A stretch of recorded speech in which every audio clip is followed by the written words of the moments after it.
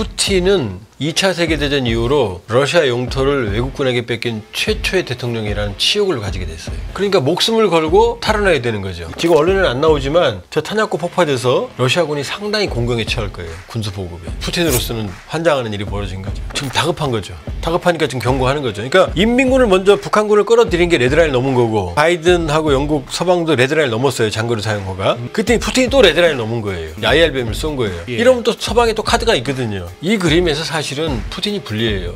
전장은 푸틴이 우세하지만 러시아의 소모가 너무 심하고, 그리고 푸틴을 지원해 주는 건 공식적으로 북한밖에 없어요. 예를 들어서 언론에서는 이제 뭐 전쟁 발발 1000일이 지나고 3년이 넘어간다 이렇게 얘기를 합니다만, 그게 이제 2022년 10월부터 시작된 그걸 하고, 사실 따지면 그 크림반도 합병하고 한 게 10년 전 아닙니까? 2014년인가?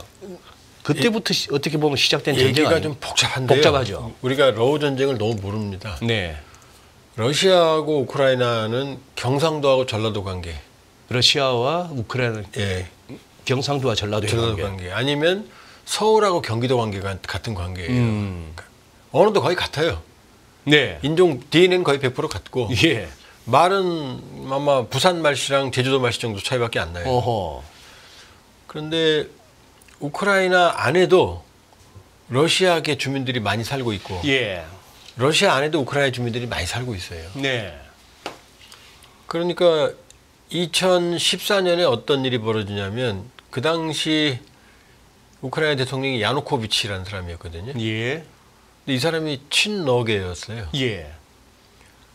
우크라이나 국민들이 자유투표로 야누코비치, 러시아를 표방하는 야누코비치를 찍었어요. 네. 근데 유로마이단이라고 하는 혁명이 일어나서 야누코비치를 쫓아냅니다. 탄핵시켜서 야누코비치는 러시아로 도망가요. 선거로 선출된 대통령은. 예, 선거로 선출된 대통령이었어요. 그래서 우크라이나에서는 이 유로마이단을 민주화 운동이라고 말하고, 예.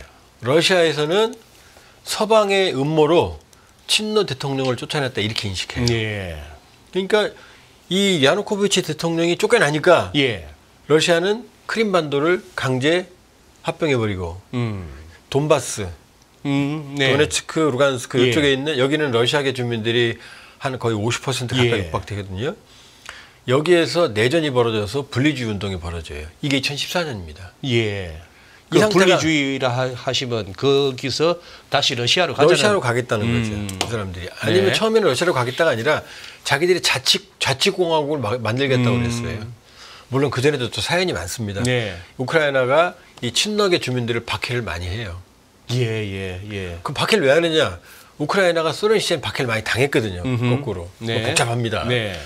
이게 2014년입니다. 예. 이런 내전이 발발한 거죠. 예. 이 상태가 지속이 되다가 2022년 2월 22일 날, 24일 날 러시아가 전면적으로 우크라이나를 침공합니다. 아, 그게 2월이었구나. 이 전쟁이 시작입니다. 예. 2월에는 남쪽 크림반도, 돈바스 이쪽에서 치고 올라가고, 위쪽에서 키이우 쪽으로 전면적으로 동, 북부에서 치고 들어가거든요. 그렇게 해서 상당 부분 남쪽에서 크림반도와 돈바스를 잇는 소위 남부 회랑, 서던 코리도어를 완성을 하고, 북쪽 지역도 상당히 장악하고, 키이우도 위험해졌거든요. 그때 예, 기억납니다. 근데 4월이 되면 갑자기 상황이 바뀌어요. 북부 지역에 침투했던 러시아군이 모두 철수합니다. 네. 그리고 전선을 남부 지역, 남부 회랑으로 축소해요. 이렇게. 근데 사실은 철수했지만 북부에 침투했던 러시아군은 거의 전멸당했어요. 아, 그랬습니까? 왜냐하면 크림반도 2014년에 러시아가 침공을 할 때는 네. 거의 총 한 방 안 쏘고 들어가서 점령했거든요. 예. 왜냐하면 크림반도는 1954년에 행정적으로만 우크라이나에게 양보했던 거고, 역사적으로 항상 러시아 소속이었어요. 이게 러시아 사람들이 억울해하죠. 네. 그러나 국제법적으로는 네. 우크라이나 영토였죠. 푸틴이 그렇게 생각한 거죠. 전면적으로 침공을 하면 우크라이나 안에 친러계 주민들이 봉기할 거고, 코미디언이었던 젤렌스키는 도망갈 거고. 왜냐? 전쟁 직전 젤렌스키의 지지율은 23%였어요. 우크라이나 정치 경제가 너무 썩으니까, 전쟁 직전에 우크라이나에서는 푸틴도 싫지만 뇌물 부정부패가 더 싫다 이런 말이 나올 정도로 사실은 나라가 혼란했어요. 예. 그래서 사람들이 화끈한 젤렌스키, 그 현실 정치를 비판하는 젤렌스키한테 이제 매혹돼서 젤렌스키를 찍었는데 젤렌스키는 실망을 줬어요. 자기 요직을 비서실장, 국가정보부장까지 자기 코미디 스튜디오에 있던 뭐 작가, 예, 뭐 예. 이런 경영진을 다 불러다 앉혔거든요. 예. 하나씩 그러니까 뭐 기억납니다. 급속하게 무려 30명 이상을 앉혔어요. 그러니까 부정부패가 더 심해지는 거죠. 네. 그러니까 푸틴은 이렇게 생각한 거죠. 지지율도 없는 젤렌스키 무섭게 들어가면 친나게 주민들이 붕괴할 거고 젤렌스키 도망갈 거다. 근데 이 예견이 틀렸어요. 2014년에 당하고 나서 우크라이나는 전면전이 올 걸 준비하고 있었어요. 첫 번째. 네. 그다음에 나토가 도와줬어요. 나토가. 계속해서 우크라이나를 훈련시켜주고 그러니까 북부 쪽에 단기전을 생각하고 들어간 러시아 군인은 전멸당했어요. 스페츠나스라고 있어요. 네. 이게 러시아 특수군이거든요. 네. 우리를 치면 특전사. 네. 네. 뭐 한 명 양성하는데 고도의 시간과 돈이 많이 들어요. 키이우 공항에 공수부대로 낙하했는데 그냥 그 자리에서 학살당했어요. 준비하고 있다. 그러니까 푸틴이 너무 전쟁을 아니라고 생각한 거죠. 쉽게 봤거든요. 그렇죠. 네. 그러니까 처음에는 들어갔지만 거의 전멸당하고 보급이 안 되니까 전선을 남쪽으로 축소해서 지금 장악하고 있는 남부 해랑을 장악한 게 예. 요게 이제 2022년 4월 얘기입니다. 전쟁 2달 지나. 2달 지나서. 요러면서 우크라이나가 공세를 취해서 드니프르 강이라고 있는데 예. 이 강 쪽 강까지 강 이남으로 러시아군을 예. 이제 몰아냈고 이 동쪽 남부 해랑의 일부를 탈환했어요. 그러다 보면 오데사 자주 그러던데. 오데사는 전투도 벌어지지 않았어요. 그쪽은요? 네, 그쪽은. 그러고 나서는 그게 2022년 한 7, 8월 정도 되거든요. 네, 네. 그 이후로는 전선의 변화가 거의 없습니다. 거의 교착입니까? 이렇게 우리 6.25 때 저기 MD 휴전선에서 왔다 갔다 한 네. 고지랑 똑같습니다. 그런데 올해 8월 달에 갑자기 이상한 일이 생겼어요. 요 남부인데 이쪽 남부거든요, 지도에. 네, 네. 그런데 요 북부에 지금 전전이 벌어지는 거는 원래 우크라이나 영토였는데 러시아가 침공한 지역이거든요. 저 노란색 말씀하시는 그렇죠. 거죠? 저기네요. 저쪽. 예. 저 노란색이 나오는데 예, 예. 저기 이제 그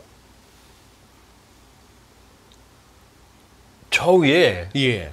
저기 마리노 지역 수미라는 지역이 있죠. 수미라고 가운데. 수미라고 있네요. 예, 예. 마리노 밑에. 거기에 네. 좀 시커멓게 색칠해진 데 있습니다. 예, 저희가 쿠르스크예요, 지금. 저기가 쿠르스크. 근데 요즘 저 한참 뉴스에 영토는 나오는. 저 영토는 네. 무슨 의미냐면 네. 러시아 영토예요. 저기가 우크라이나가 거꾸로 러시아 영토를 침공을 한 거예요. 쿠르스크를요. 예, 남쪽에 있는 저 노란 지역은 다 100% 원래 우크라이나 영토인데 예. 예, 러시아가 점령한 거고. 그러니까 지금 이상한 일이 생긴 거죠. 남부에서만 전부가 영토를 수복할 줄 알았는데 젤렌스키가 도박을 한 거죠. 러시아 영토를 침공한 거예요. 쿠르스크 지역을. 예, 그래서 네. 8월 달에 침공했을 때는 1000제곱킬로미터, 서울시 한 600 정도 되거든요. 600 좀. 그러니까 서울시 한 배 반 정도 면적을 장악을 했어요. 네. 질풍노도로 장악했습니다. 예. 저긴 최정예 병력을 집어넣었어요. 그래서 그런데 저걸 왜 침공을 했을까? 저 지역은 푸틴은 저렇게 저 땅을 뺏김으로써 2차 세계대전 이후로 러시아 영토를 외국군에게 뺏긴 최초의 대통령이라는 치욕을 가지게 됐어요. 그러니까 남쪽에만 신경을 썼는데 이번에는 젤렌스키가 거꾸로 러시아 영토를 침공한 거죠. 네. 그러니까 목숨을 걸고 푸틴이 이걸 탈환해야 되는 거죠. 예. 자존심 예, 국가죠. 예. 그래서 지금 거의 절반 정도는 탈환했어요. 쿠르스크를. 예, 그래서 지금 서울시 면적보다 조금 작은 면적을 차지하고 있는데 이 쿠르스크를 수복하지 않는 한 푸틴의 명예는 살릴 수가 없어요. 남부를 아무리 많이 장악을 해도. 그런데 지금 저기에 북한군이 들어가 있는 거예요. 저 전선에 쿠르스크에. 저기에. 저기에. 남쪽은 아닙니다. 저 쿠르스크에. 그러니까 남쪽은 방대한 전선이지만 네. 교착 상태고 예. 지금 쿠르스크 쪽은 우크라이나 입장에서는 절대로 뺏길 수가 없죠. 상징적이니까. 네. 만일에 저 쿠르스크만 장악하고 있으면 푸틴이 휴전할 수가 없죠. 남부를 장악한 상태에서. 왜냐하면 러시아 영토도 뺏긴 거니까. 네. 그리고 만일에 휴전을 하게 되더라도 젤렌스키 입장에서는 이 쿠르스크를 가지고 남부의 많은 우크라이나 영토를 받아낼 수 있거든요. 쿠르스크 돌려줄 테니 그렇죠. 남부를. 남부는 많은 땅을 달라. 왜냐 쿠르스크는 안 줄 수, 푸틴 입장에서는 안 받아들일 수가 없죠. 왜냐하면 러시아 땅을 뺏긴 상태에서 남부 땅을 아무리 많이 차지해봐야 러시아 국민들이 용서 안 할 거니까. 그러니까 푸틴은 절대적으로 회복을 해야 되는 거고 수복을 해야 되는 거고 젤렌스키는 절대로 뺏길 수가 없는 땅이 된 거죠. 그런데 드디어 이제 라스푸티차 저긴 평원이거든요. 네. 정말 러시아는 평원입니다. 가보면 가지고 싶어요. 땅이 진짜 끝도 없이 평야입니다. 근데 거기 흙이 좋아요. 흙토지대. 네. 그냥 씨앗만 뿌리면 자라요. 예. 그럼 평야지대니까 탱크전이 좋을 거 아니에요. 예. 근데 문제는 가을에는 라스푸티차라고 그래서 진흙이 이렇게 빠집니다. 엄청나게 네, 탱크가 들어가면 못 움직여요. 그야말로 뻘이 되겠군요. 네, 병사들도 못 움직여요. 그 시기가 왔어요. 그러니까 대규모 전투가 불가능하죠. 또 이 라스푸티차가 지나가면 러시아의 제일 유명한 장군이 옵니다. 동장군. 아, 영하 30~40도가 오거든요. 예. 그러니까 대규모 전투가 어려워요. 그런데 지금 트럼프가 집권하면 휴전한다고 그러잖아요. 네. 휴전할 겁니다. 강제 휴전. 예, 예. 우크라이나한테 무기 안 주면 끝나거든요. 푸틴은 이 상태에서 이 점령하는 거 유지하는 거니까 이거 인정해주고 우크라이나 무기 안 주면 바로 끝나요. 그러니까 지금 시간은 내년 1월 20일까지다라고 푸틴하고 제렌스키 머릿속에 들어있는 거예요. 남부는 변화할 수가 없고 교착돼 있고 쿠르스크를 내년 1월 20일 이전에 푸틴은 반드시 회복해야 되고 젤렌스키는 어떤 일이 있어도 더 이상 뺏기면 안 되는 거고 가지고 있어야 되는 거고 그래야 휴전 협상 때 유리하니까. 그게 핵심이다. 그렇죠. 저기에 지금 저 좁은 지역에 러시아군 한 5만 명, 이 중에 1만 명은 북한군, 우크라이나군 한 3만에서 3만 5천이 지금 충돌하고 있는 거예요. 그런데 지금 원래 공수 비율이 2대1 정도는 돼야 돼요. 2대1. 공격하는 쪽 2, 방어하는 쪽 1 정도 돼야 이게 유지가 되거든요. 병력이요? 근데 러시아 병력이 부족해요. 그 상황에서 라스푸티차니까 이 평야지대로 못 오고 도로로만 병력 이동해야 되는데 지금 크루스크의 이 병력 배치도를 보면 네. 러시아군은 도로를 따라 내려오고 있고 예. 우크라이나군은 도로의 측면에 배치되어 있어요. 계속 치는 거죠. 그러니까 러시아군의 소모가 너무 많아요. 지금 조금씩 전진을 하는데 너무 소모가 되고 있어요. 그래서 보통 러시아군의 소모를 하루에 1200명 잡는데 지금은 2000명, 3000명까지도 소모가 돼요. 끝없는 소모전이에요. 그러니까 소모되면서도 푸틴이 밀어대니까 지금 우크라이나군이 선전을 하는데도 조금씩 밀리거든요. 그래서 에이테킴스 장거리 미국제 서방제 미사일의 장거리 사용을 허가해 준 거예요.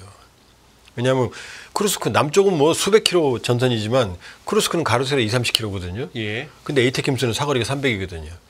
그럼 이걸 때리게 되면 후방에 있는 러시아의 후방 기지를 다 때리거든요. 예. 그럼 전선에 보급이 안 되죠. 예. 그래서 민민군이 북한군이 파병이 되니까 예. 러시아가 레드라인 넘으니까 바이든도 영국도 레드라인을 넘은 거예요. 장거리 사용을 허가해 준 거예요. 그래서 처음에 최초로 때린 데가 브랜스크라고 그래서 쿠르스크 저 위쪽에 있는 저기 프란스크 주라고 있죠. 저 네. 메뉴에 네. 저기 탄약고가 있었거든요. 저 탄약고를 때려버린 거예요. 저 지금 언론에는 안 나오지만 저 탄약고 폭파돼서 러시아군이 상당히 공경에 처할 거예요. 군수 보급에. 그러니까 지금 주고받기로 계속 주고받고 있는 거예요. 우리가 모르는 전장 상황이 너무나 많아요.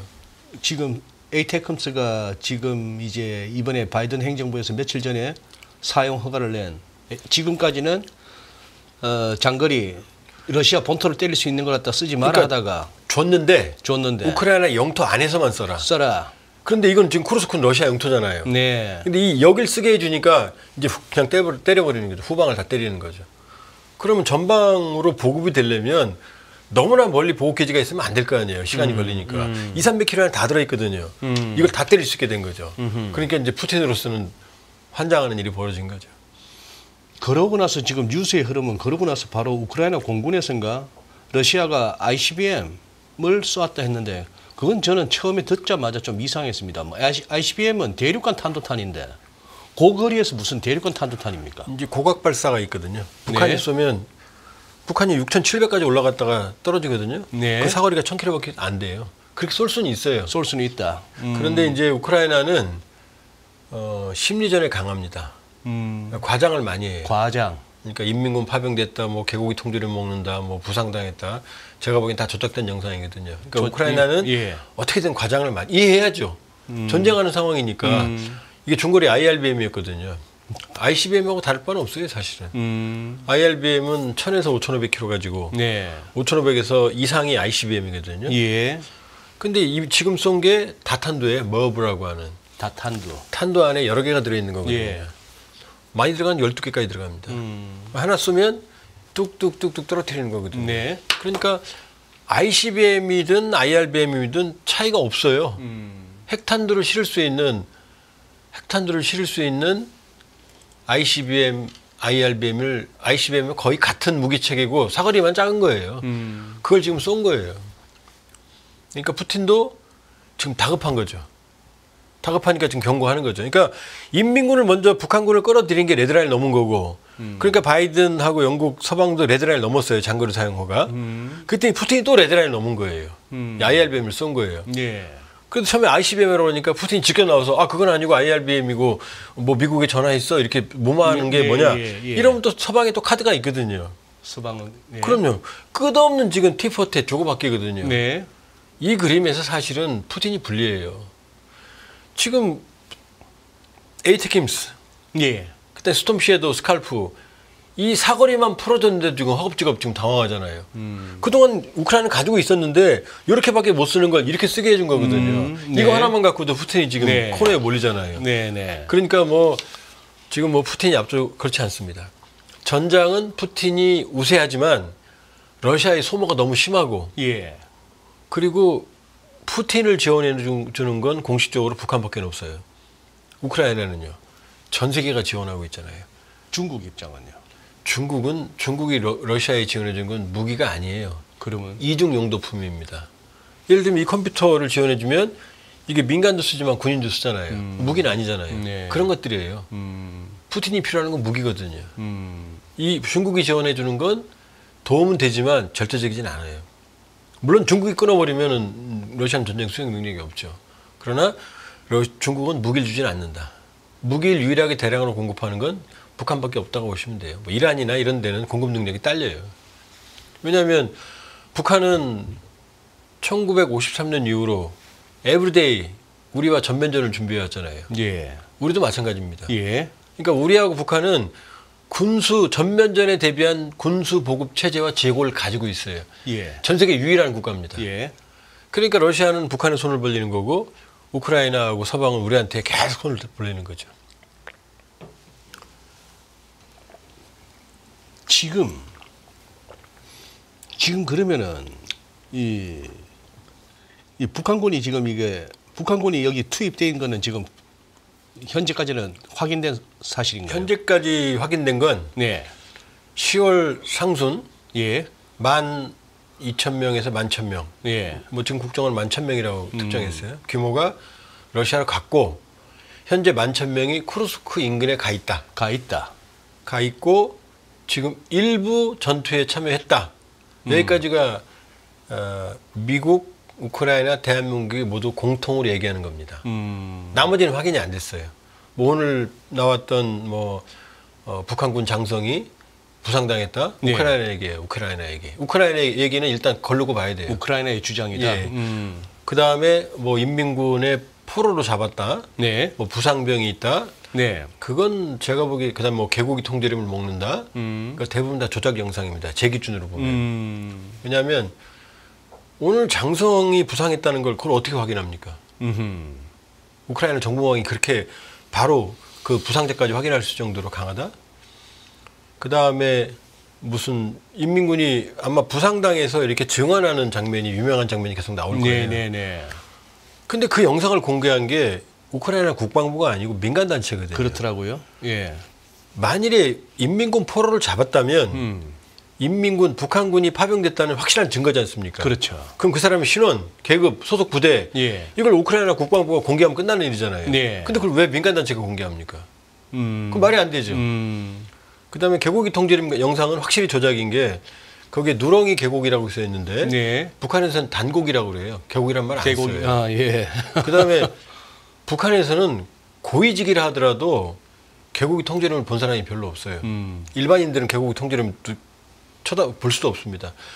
평양에 룡성 구역이라고 있는데 네. 룡성 특수식료. 예. 특수식료는 이제 김일성, 김정일 간부들이 먹는 음식을 만든다는 네네. 거거든요. 거기서 만들어요. 거기서 만드는데 고급 간부들 선물용이거나 아니면 운동선수들, 국가대표급 운동선수들이 네. 먹는 보양식이지 예. 일반인들은 존재조차 모르거든요. 근데 그거를 북한군이 가져가서 우크라이나 전선에서 먹는다? 너무 우습게 보는 거죠, 이쪽을. 그거 아닙니다. 그리고 뭐 인공기를 가지고 다닌다. 신분을 숨기고 러시아 군복을 입고 브레아틴 신분증을 가지고 다닌다고 지금 정보가 나오고 있는데 인공기를 가지고 가면 날 잡아가는데 그게 말이 안 되죠. 그다음에 포로로 나와서 얘기하는 친구도 머리가 덥수룩한데 폭풍군단은 머리가 짧아요, 아주. 그러니까 확실한 건 지금 나온 영상은 제 기준으로 보면 사실이 거의 없습니다. 뭐 나온 뭐 통역사가 뭐 무슨 성폭행을 당했다. 그것도 전 근거가 없다고 봅니다. 확실한 건 11,000명 규모 10,000명 내외가 인민군이 북한군이 갖고 네. 쿠르스크 인근에 갖고 예.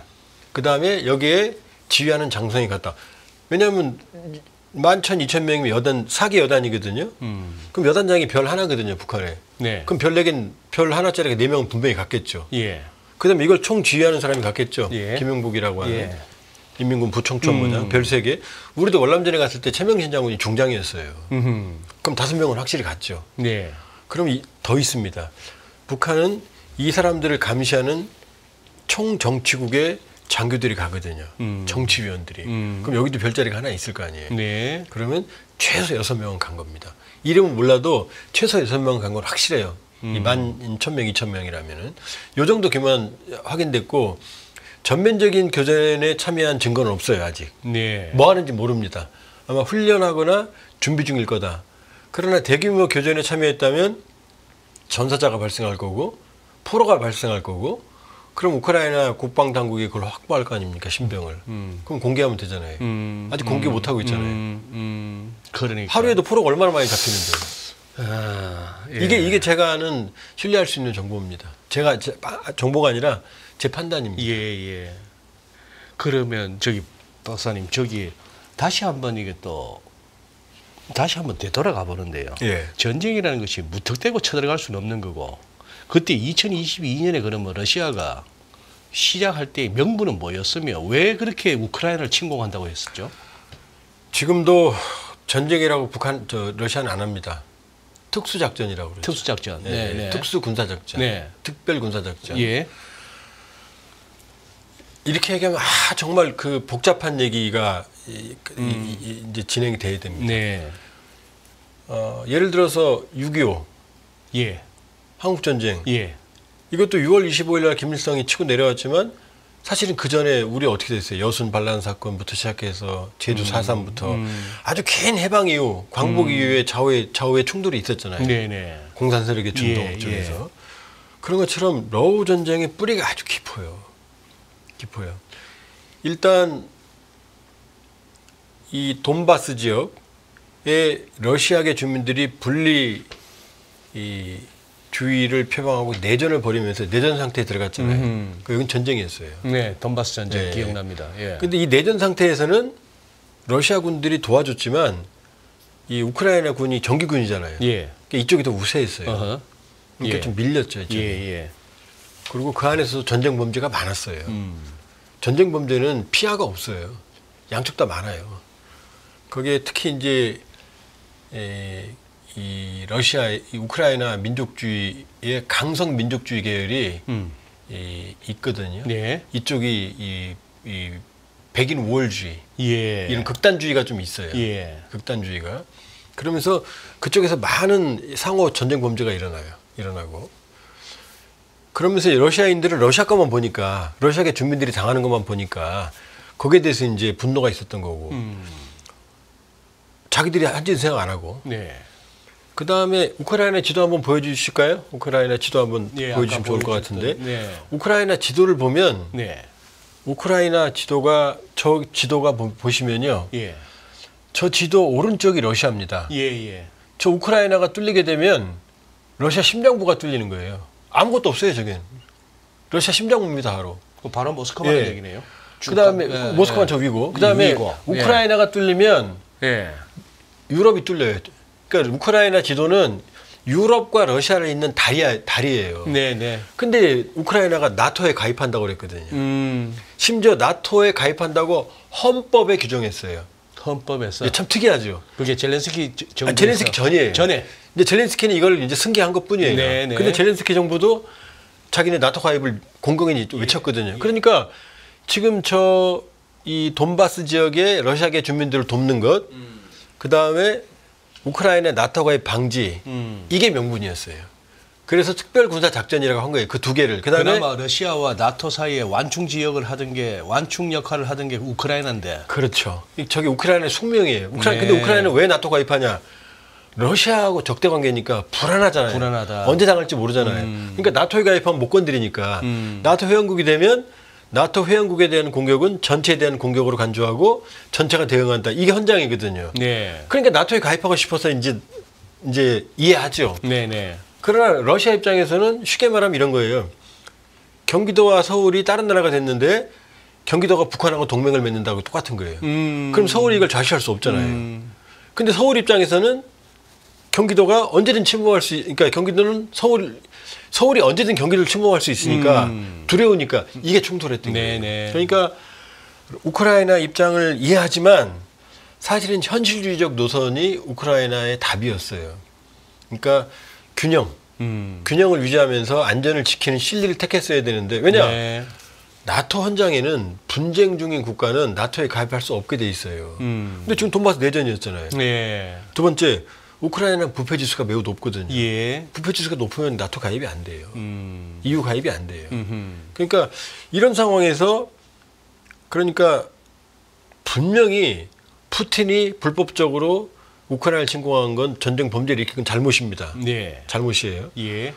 그러나 냉혹하게 보면 지금 우크라이나 입장에서 이렇게까지 땅 뺏기고 수많은 인명이 희생당하는 걸 감수하는 게 옳았는지 아니면 전쟁을 피하는 어떻게든 전쟁을 피하는 실리주의 노선을 따르는 게 옳았는지에 대해서는 우크라이나 안에서도 의견이 갈려요. 그러니까 저 전쟁은 복잡한 전쟁입니다. 예. 언뜻 보기에는 강자가 불량배가 선한 약한 우크라이나를 때리는 것 같지만 뿌리로 파고 들어가 보면 아주 복잡해요. 그리고 푸틴이 입만 열면 네오나치 척결한다 그러거든요. 네, 예. 네오나치. 예. 그 우리가 보기에는 뭐 거짓말, 새빨간 거짓말이다. 물론 반은 새빨간 거짓말입니다. 그러나 우크라이나와 러시아에는 어떤 관계가 있느냐? 원래 우크라이나와 러시아의 그 사이가 안 좋고, 우리도 과거에 지역 감정이라는 게 있었잖아요. 네. 뭐 지금 많이 희석됐습니다만, 스탈린 집권 시기에 우크라이나의 흑토지대에 많은 사람들이 거의 강제로 학살당해요. 700~800명이. 이 땅을 집산하면서 홀로 넘어르라고 그래서 인위적인 기아 사태가 벌어집니다. 그러니까 우크라이나 사람들 입장에서는 안 그래도 마음에 안 드는 러시아인데 그 수많은 사람이 학살당한, 탄압당한 기억이 각인된 거죠. 예. 그랬을 때 히틀러가 들어왔거든요. 예. 그러니까 우크라이나 사람들이 일부는 히틀러를 반겼어요. 그러면서 히틀러와 협력해서 우크라이나 안에 유태인들을 색출하고 학살하는데 가담하는 사람들이 있어요. 그러니까 우크라이나 민족주의의 작은 한 뿌리가 그런 네오나치즘과 일부 연결이 돼 있다는. 나치즘과? 이거 확인은 안 돼. 논쟁이 네, 많은데 네. 그 설이 있거든요. 예. 그리고 돈바스 내전 때 분쟁 때 일부 우크라이나 민병대가 네오나치와 비슷한 하켄크로이츠의 아하. 휘장까지 차고 아하. 다니. 그 예. 유엔에 고발까지 당했어요. 예. 그러니까 물론 이걸 명분으로 푸틴의 정치적 야욕, 제국주의적 야욕 이게 가장 큰 원인이죠. 그러나 파고 들어가 보면 아주 많은 원인들이 있다. 그리고 우크라이나의 숙명이 사실 나토에 가입 일찍 했으면 전쟁은 안 났겠죠. 그러나 나토가 저걸 가입해 주기가 쉽겠냐고요. 그럼 러시아하고 정면으로 충돌하는 건데. 그러니까 뭐 평가는 뭐 역사가 할 겁니다만 만일에 제가 젤렌스키였다면은 저는 전쟁을 피하는 방법을 택했을 겁니다. 어제 나온 보도인가요? 저 무슨 갤럽에서 조사를 해보니 뭐 표본이 그렇게 많은 건 아닙니다만 우크라이나 1000명이었나? 그래도 지금 이제 전쟁에 대한 상당한 피로감이 있으니까 이렇게 이제 종전을 갖다가 희망하는 뭐 그런 어떤 여론이 나왔다고 하는데 지금 이제 박사님 말씀 설명을 듣다 보니 이게 어디 뭐 1, 2, 3, 4, 5 정도로 해가지고 우크라이나 전쟁을 이랬어 이랬다 할 정도는 아닌 거는 알겠고요. 문제는 이게 어느 정도 끝을 향해 달리는 느낌이 최근 들어서 더군다나 이제 트럼프 당선이 확정되고 나서 공약으로 내세웠던 게 취임 첫날부터 24시간 내로 저 러시아 우크라이나 전쟁 끝낸다 분위기였고 그랬는데 지금 갑자기 이제 확정 분위기거든요. 그게 같은 맥락입니다. 왜냐하면 우크라이나는 유럽이 우크라이나가 이뻐서 도와주는 게 아니고요. 우크라이나가 뚫리면 유럽이 뚫리니까. 유럽 입장에서는 나토 입장에서는 우크라이나라고는 버프가 있어야 되는 거죠. 버프전이죠. 네네. 우크라이나 사람 슬라브족에 대한 감정이 이 유럽인들이 별로 안 좋아요. 특히 동슬라브족 있죠. 폴란드도 슬라브입니다. 이 서슬라브족. 그러나 특히 동슬라브족, 우크라이나, 벨라루시, 러시아가 동슬라브족이거든요. 네네. 남부 슬라브가 유고슬라비아 이런 데거든요. 예예. 그런데 특히 동슬라브족에 대한 포비아, 공포가 있거든요. 그럼에도 불구하고 도와주는 건 우크라이나가 뚫리면 지도 보셨지만 바로 유럽으로 고속도로거든요. 고속도로거든요. 폴란드, 독일이거든요. 네네. 그러니까 회원국이 아님에도 불구하고 도와주는 거거든요. 예. 근데 도와주다 보니까 어때요? 무한정이잖아요. 예. 지치죠. 약간 밑빠진 동 예, 느낌. 그러니까 이제는 뭐냐? 저 정도 땅을 주고서라도 그리고 저 땅은 원래 드니프르강 동쪽은 러시아 영향을 많이 받은 지역이에요. 네. 이 드니프르강 서쪽은 폴란드라든지 라트비아라든지 옛날에 과거에 유럽의 지배를 많이 받은 데거든요. 그러니까 성격도 달라요. 그러니까 네. 우크라이나인들도 알아요. 원래 저쪽은 러시아 쪽이 강했다는 걸. 그러니까 네. 그러면 억울하지만 이제 그만하자. 왜냐? 저걸 회복할 수가 없거든요. 자력으로. 그다음에 유럽은요. 야 이제 그만하자. 예. 근데 유럽은 마음이 두 가지예요. 푸틴 분명히 저게 잘못했는데 저 잘못된 행동에 대한 보상이잖아요. 그냥 묵인해줘 우리가. 그럼 또 할 거 아니에요. 나쁜 짓 했으면 회초리를 때려야 되는데 예. 이쪽 세력과 예. 야 이제 그만하자. 어차피 우리 나토도 아니고 저 정도 주고 끝내자. 요 상태에서 미국에서 트럼프가 나온 거죠. 예. 무조건 끝낼 거야. 그러니까 예. 트럼프 방식은 해결이 아니에요. 이 상태에서 해결한 강제 휴전. 강제 휴전. 그러니까 그 점령지는 푸틴한테 주고 우크라이나한테는 너 무기 안 줄 거야. 푸틴한테는 대신 무기는 안 줄 건데 너도 그 자리에서 전혀 움직이지 마. 이러면 전쟁이 끝날 거 아니에요. 네. 이런 식이면 저는 30분이면 끝내요. 이건 해결하는 게 아니잖아요. 예, 예. 좋은 건 뭐냐? 더 이상 희생을 막는 거죠. 그러니까. 예. 나쁜 건 아무것도 해결한 게 없는 거죠. 그리고 사실상 푸틴이 승리하는 거죠. 그래서 지금 젤렌스키가 다시 돌아가서 쿠르스크에 목숨을 거는 거예요. 러시아 영토를 장악하고 있는 한 푸틴이 이긴 게 아니잖아요. 그리고 그걸 장악하고 있는 한 남부 휴전협정 때 많이 교환할 수 있잖아요. 네. 그러니까 이 좁은 쿠르스크가 이제 무덤이 되는 거죠. 뺏는 자, 방어하는 자, 쫓는 자, 쫓기는 자가 여기서 사생결단을 내고 이제 무한정 소모전을, 그것도 언제까지요? 1월 20일까지. 트럼프가 취임할 때까지. 1월 20일. 그래서 지금 전쟁이 격화되는 거예요. 쿠르스크를 중심으로. 마치 우리 휴전협정 막 직전에 예, 우리 고지전 그럼요. 하듯이. 그때 얼마나 많이 돌아가셨어요. 그러니까 지금 남부도 아니잖아요. 네. 지금 스톰 섀도우 쓰고 에이테킴 쓰고 네. 이게 바로 어디예요? 쿠르스크 그 지역이잖아요. 그러니까 이 겨울 라스푸티차에도 불구하고 저쪽은 불타오르는 전선이 되겠죠. 거기에 지금 북한군이 간 겁니다. 왜냐? 병력이 부족하니까. 남쪽에서 빼야 되는데 남쪽에서 푸틴이 병력을 빼면 우크라이나가 뚫고 들어올 거 아니에요. 네. 그러니까 이 전선을 유지한 상태에서 저쪽에 병력을 유지해야 되는데 없잖아요. 그러니까 지금 그러다 보니까 자꾸 이제 우크라이나에서는 우리 보고 무기를 도와주든 뭐 병력을 해주든 이렇게 하고 있는데 박사님 보시기에 우리나라는 지금 이것저것 따지기 전에 우리 국익을 제일 먼저 따져야 됩니다. 어떤 선택이 가장 지금 거기에 무기를 주면 어떻게 돼요?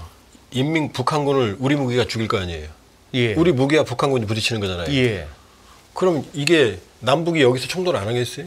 한반도로 전쟁이 전이가 되는 거죠. 그러네요. 그건 안 됩니다, 지금. 안 됩니다. 네. 그러나 우리는 일단 선을 지키고 있죠. 예. 비살상 무기 인도적 지원. 예. 이건 해야죠. 예. 국제 의무니까. 예. 우리도 6.25 때 얼마나 많이 도움을 받았습니까? 지금 그러나 살상 무기 지원 카드라는 걸 정부가 손에 쥐고 있는 이유는 뭐냐? 국제 정세는 냉혹합니다. 우크라이나가 불쌍하다고 이건 의미가 없어요. 네. 바로 중요한 건 우리입니다. 예.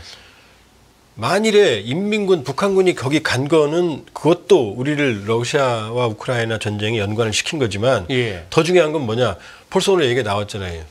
러시아가 평양에 지대공 방공망을 지금 제공해줬다. 만일에 러시아가 북한군의 군사력을 현저하게 증가시켜서 서울이 위험해진다. 그럼 우리가 손을 놓고 있을 수 없잖아요. 우리 안보가 위험해지잖아요. 네. 그러니까 북한군이 간 것도 문제지만 러시아가 북한에게 뭘 주느냐 우리한테 더 중요한 거죠.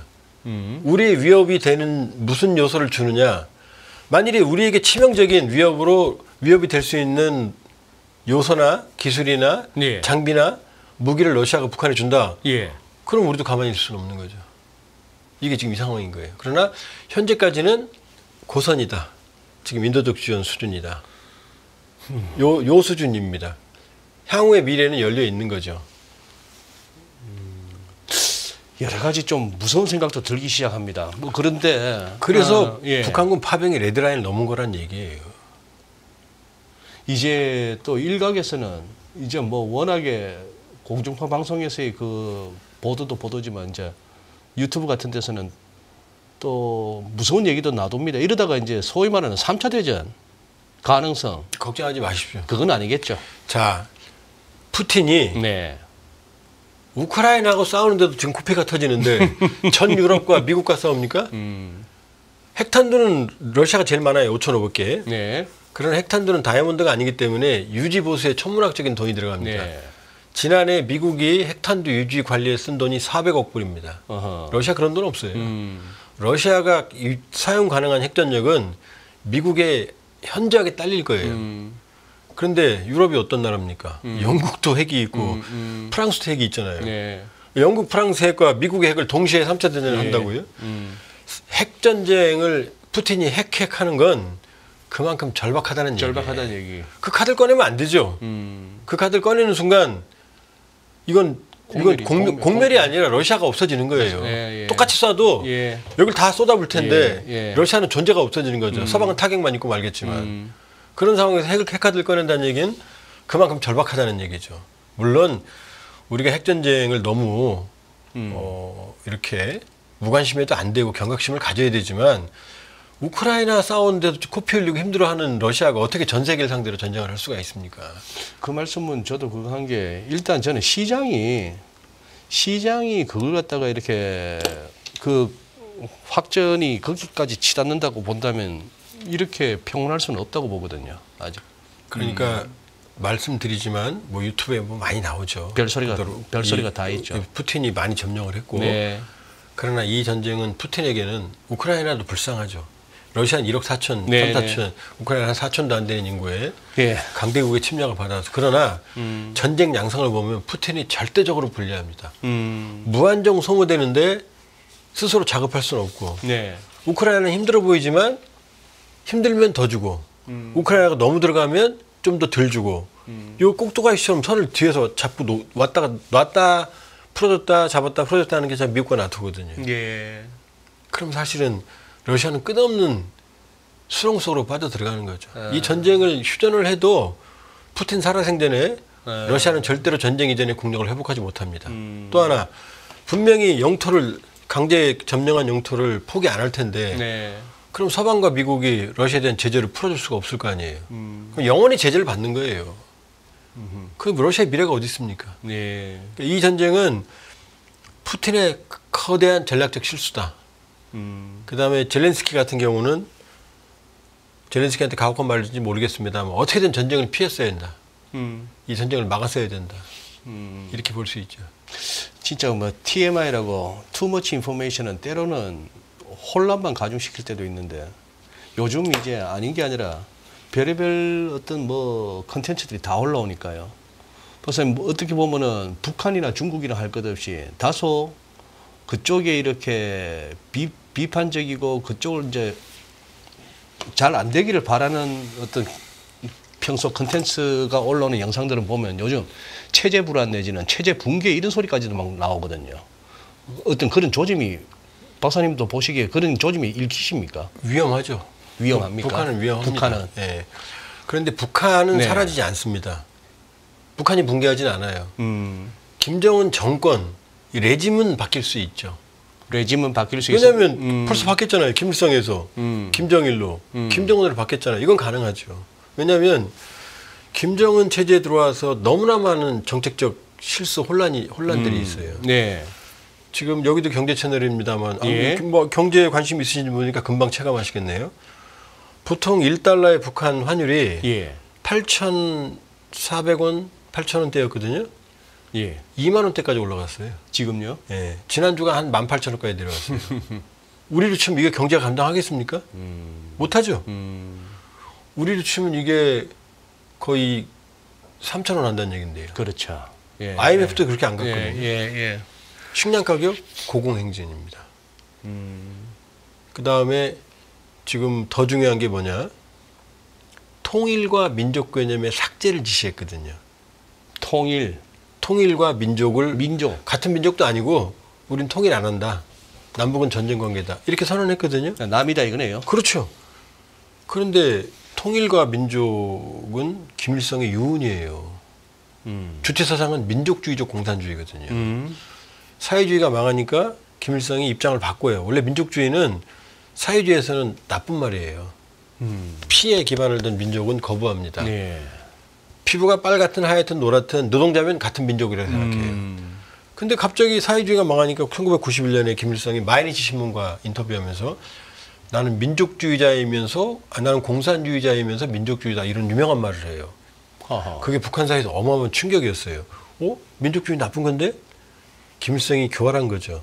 사회주의가 망했으니 이거 갖고 안 되잖아요. 그러니까 자기가 항일 빨치산 일본하고 싸웠다. 아주 조그만 이걸 침소봉대에서 아주 신화를 만들어놨거든요. 이걸 결합을 시킨 거예요. 예. 그러면서 그때부터 민족주의는 김일성을 민족의 태양. 그다음에 북한의 제일 유명한 영화 김일성을 다룬 게 민족과 운명. 민족이 그냥 치고 나오거든요. 그리고 통일. 네. 항일 빨치산이라는 게 뭐죠? 조국 광복이고. 예. 조국 광복이면 북한만 광복한다? 말이 안 되잖아요. 예. 6.25 전쟁을 북한에서는 조국 해방 전쟁이라고 그러거든요. 예. 자기 아버지, 할아버지의 유언이 민족과 통일인데 그걸 삭제해버리라고 그랬거든요. 헌법에서. 왜냐? 대한민국이 강성해지니 우리하고 붙어봤자 자기들이 통일 못하고 지가 먹힐 것 같으니 내 독재만을 유지하겠다. 이 좁은 심보가 결정적인 이데올로기적인 실수를 한 거예요. 예. 본인은 지우라고 그랬지만 현재까지 1년 지나가는데 북한 주민들에게 설명을 못해요. 왜 지워야 되는지. 왜 지워야 되는지. 우리 만일에 최고 지도자가 북한은 이제 우리하고 관계없고 같은 민족 아니고 통일 안 합니다. 이렇게 말할 수 있나요? 말 못하죠. 이데올로기적인 거대한 혼란이 있어요. 예. 그다음에 인민군 파병. 이거는 제가 보기에는 김정은의 전략적 최대 실수가 될 거예요.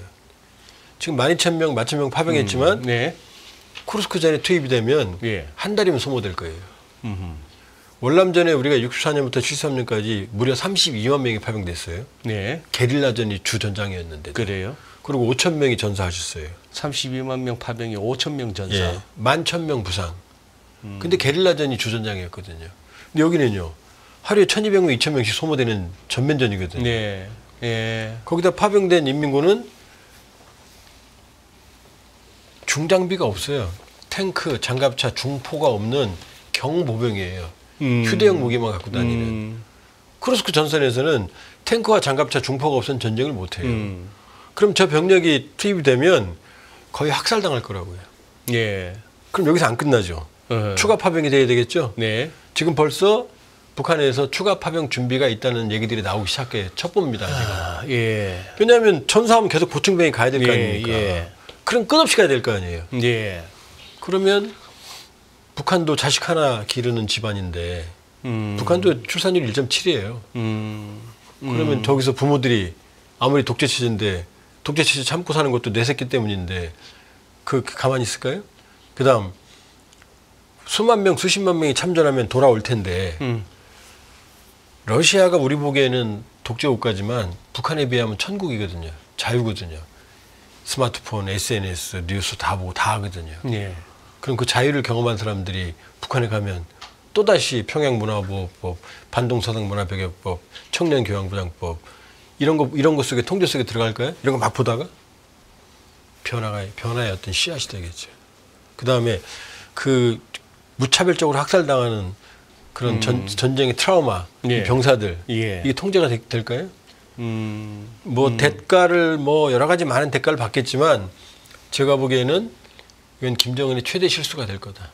이데올로기적인 혼란을 자초했고 위험한 수렁에 빠져들어갔고 러우 전쟁이라는 그다음에 경제는 회복 불능의 상태고 그럼 지금 거기다가 이번에도 지금 어제 나왔죠 영상에 김정은 연설하는 영상에 보니까 이 뾰루지가 더 커졌더라고요. 저기 4년 동안 뾰루지가 사라지질 않아요. 저기 할아버지 김일성도 이 혹을 예. 평생 달고 살았거든요. 예. 그러니까 저걸 없앨 수가 없는 거예요. 몸무게는 145kg 내외 AI로 분석을 해보면 담배는 어디서든 담배를 피죠. 하루에 서너 가 필 거예요 이상. 그 다음에 여러 가지 통치 스트레스. 수면 시간도 새벽 5시라고 본인 지 입으로 말했거든요. 자기 5시라고. 그 워컬릭이라는 얘기죠. 뭐 대부분 쓸데없는 일이에요. 사람들 괴롭히는 일. 그러면 김정은 건강 리스크도 상수죠. 그러니까 2013년생 김주애를 2012년 11월에 데리고 나왔거든요. 9살 때 데리고 나온 거예요. 그러니까 예. 김정은이 처음 등장한 건 김정일이 2008년 8월에 뇌경색으로 쓰러졌을 때 그때 김정은이 나타나기 시작했거든요. 그리고 3년 뒤에 죽었거든요. 그러니까 평양에 있는 사람들이 전해주는 소식 이런 분위기를 보면 그때를 기억한다는 거예요. 김정은 들어오고 나서 3년 뒤에 김정일 죽었다. 이 기억을 한다는 거예요. 예. 근데 김주애가 왜 나오냐 이거죠 도대체. 예. 물론 김정은 건강에 뭐 하늘이 정하는 거니까 모든 면에서 본다 그러면 김정은 건강부터 말씀드린 수없이 많은 요인이 불안한 거죠. 불안한 거죠. 그러나 그게 정권 붕괴로 내일 무너진다 이렇게는 예측 못하죠. 왜냐하면 조선 말기 보세요. 정조대왕 돌아가시고 나서부터 그냥 비실비실 거의 100년 가잖아요. 예. 결국 일제가 들어와서 끝내지 않습니까? 예. 그러니까 저렇게 취약하다고 바로 무너지고 뭐 이렇게 말할 수는 없어요. 그러나 확실한 건 선대에 비해서는 너무나 취약하다. 김일성의 안정성이 한 100이라고 치면 제 판단입니다만 김정일은 한 50. 제가 보기 김정은은 10도 안 될 거예요. 10도 안 될 거예요. 흔들리는 상황이죠. 우리 주한번 박사님 말씀 듣다 보니까 지금 이 국제 정세가 진짜 그야말로 어제 다르고 오늘 다르고 급변하는 와중에 우리 정부나 특히 외교안보 라인 쪽이 정말 이 절체절명의 아주 중요한 시기에 지금 이제 잘 대응을 해야겠다 싶은데 저희 채널의 성격이 아무래도 이제 경제 채널입니다. 지금 요 국제 정세 그리고 미국은 또 이제 정권 교체기 이런 상황 하에서 박사님 보시기에 어떤 이런 것들이 경제적으로나 아니면 금융시장에는 어떤 시사점이 있다고 말씀해 주시죠. 일단 뭐 저는 뭐 주식도 뭐 아무것도 안 합니다. 그냥 돈 있으면 그냥 통장만 넣는 사이로서 경제를 모릅니다. 그러나 네. 트럼프 일기 때와는 좀 다를 거다. 다를 것이다. 왜냐? 지금 트럼프가 당선된 이유 중에 하나가 인플레이션이거든요. 네. 실업은 별로 없어요. 예. 회사는 나가는데 월급 타면 외식을 못 한다. 이게 미국 경제거든요. 아, 예. 근데 지금 트럼프가 말하는 게 관세를 올리겠다. 그럼 물가가 올라가거든요. 예. 중국을 때린다. 예. 그럼 중국이 큰 게 뭐냐? 중국에서 값싼 물건, 질 좋은 물건을 미국의 중산층이 소비했던 게 미국의 삶인데 네. 중국 제품을 못 쓰게 하는 거거든요. 예. 그럼 물건값이 올라가겠죠. 그러니까요. 그럼 트럼프는 우리나라에서 만들어라. 왜 미국에서 공장들이 떠났겠습니까? 떠난 이유가 있을 거 아니에요. 네. 그 생태계를 강제로 만들었냐? 못 만들죠, 경제에서는. 예. 그러니까 트럼프는 선동이 강한 거예요. 트럼프 임기 4년 안에 절대 불가능하다. 그럼 우리 입장으로 보면 네. 중국은 분명히 때릴 겁니다. 예. 의존도가 너무 크니까. 예. 중국을 공급망에서 퇴출시키기 위해서는 어허. 대체처가 필요하거든요. 예. 그게 한국이거든요. 그러니까 중국이 상실하는 공급망의 상당 부분을 한국이 차지할 가능성이 있다. 좋은 점만 말씀드리는 거예요. 네네네. 그 다음에 작년에 한국이 드디어 제가 알기로는 미국의 최대 투자국으로 위상이 바뀌었습니다. 우리가 미국의 그렇죠. 그러니까 미국의 큰 손이 된 거죠. 큰 손. 네. 그럼 트럼프가 보기에 우리가 그렇게 미워할 이유가 없잖아요. 거기다 조선업 지금 이 안보 보좌관으로 지명된 왈츠는 미국은 군사력이 해군력이에요. 예, 예. 미국 군사력 하면 한국만 딱 나오잖아요. 예. 근데 이 해군력이 절대 열세로 지금 척수로는 중국에 밀려요. 미국 조선업이 거의 감당을 못해요. 쇠락하고 있거든요. 최고의 조선업이 여기 있거든요. 여기서 찍어내면 되거든요. 그러니까 트럼프가 일기처럼 뭐 방위비니 뭐니 선정적으로는 떠들겠죠. 그러나 제가 보기에 일기처럼 우리한테 회초리를 들 수는 없다.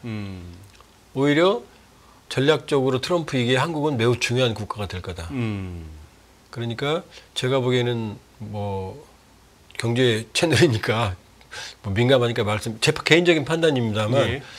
트럼프 이기는 기회 요인이 될 수 있다. 우리에게. 네. 그리고 이 기회 요인으로 살리는 그런 정치, 국정 운영 이런 해안이 좀 필요하다. 줄 건 주고 받을 건 받고 네. 그리고 노라고 말할 수 있어야 돼요. 왜냐 1985년 플라자 합의 때 예.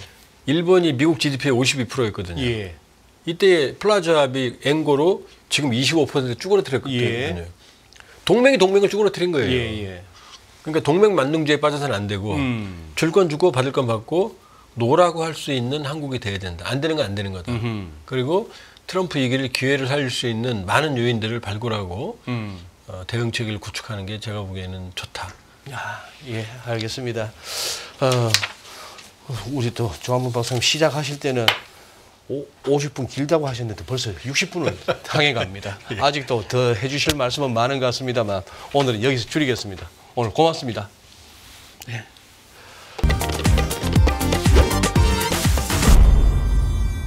안녕하세요. 유승입니다. 더 많은 영상을 보고 싶으신 분들은 화면 오른쪽에 있는 구독 버튼을 눌러주시기 바랍니다. 그리고 영상을 보시면서 좋아요는 필수인 거 아시죠? 항상 인포맥스 라이브를 사랑해 주셔서 감사합니다.